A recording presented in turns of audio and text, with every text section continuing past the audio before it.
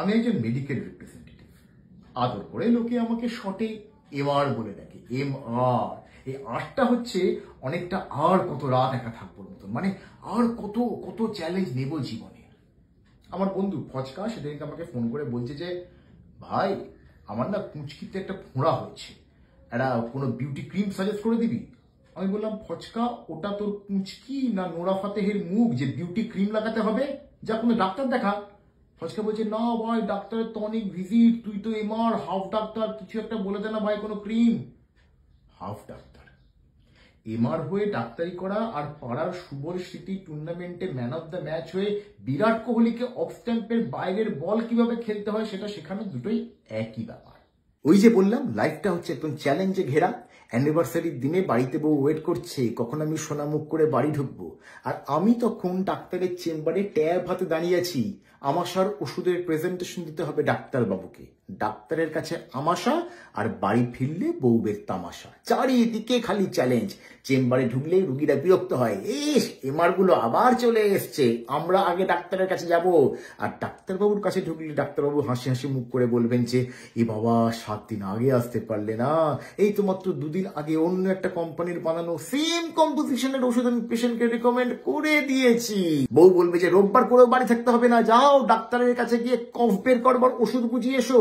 আর বন্ধুরা বলবে যে, বাবা ভাই ভালোই তো আছিস, সেলস টার্গেট মিট হয়ে গেলে গোয়া দুবাই যেখানে পারছিস ঘুরে বেড়াচ্ছিস।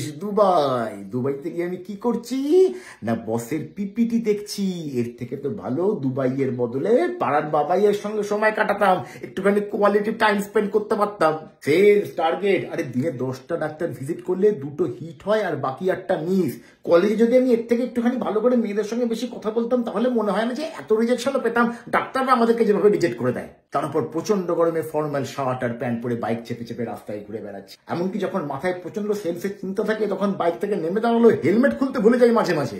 আমার এমবিএ করা বন্ধুগুলো খুব গর্ব করে বলে, ভাই আমরা যে প্রোডাক্ট সেল করতে পারি না ওটাই হচ্ছে আমাদের ইউএসপি। আমি বলি, তুই আমার প্রোডাক্টটা আগে সেল করে দেখা। জানুয়ারি মাসে ঠান্ডা লেগে সর্দি বন্ধ করবার ওষুধ বিক্রি হয়নি, ইনভেন্টারিতে জমে আছে, সেটা বস বলে দিয়েছে যে সামনের মে মাসের মধ্যে স্টক ক্লিয়ার করতেই হবে। কেমন করে বিক্রি করবো ভাই তুই বলে দে। গ্রাজুয়েশন করে চাকরি পাচ্ছিলাম না।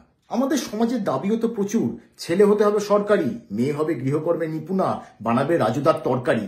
কিন্তু সরকারি চাকরিও তো তরকারির মতন আনলিমিটেড নয় যে চাইলেই পাওয়া যাবে। সেই জন্য ভাবলাম যে কেরিওগ্রাফ ইনস্টিটিউট অফ ম্যানেজমেন্ট স্টাডিজ থেকে এমআর এর কোর্সটা করেই নি। কেরিওগ্রাফ থেকে শিখলাম কিভাবে নিজেকে গ্রুম করতে হয়, কিভাবে কথা বলতে হয়, কিভাবে চাপ সহ্য করতে হয়, চ্যালেঞ্জ নিতে হয়। সেই জন্য এইসব চাপ সত্যি কথা বলতে কি এখন আর কিছু লাগে না। জীবনে ওঠা নামা এসব লেগেই থাকবে, এগুলো নিয়ে আর ভাবি না।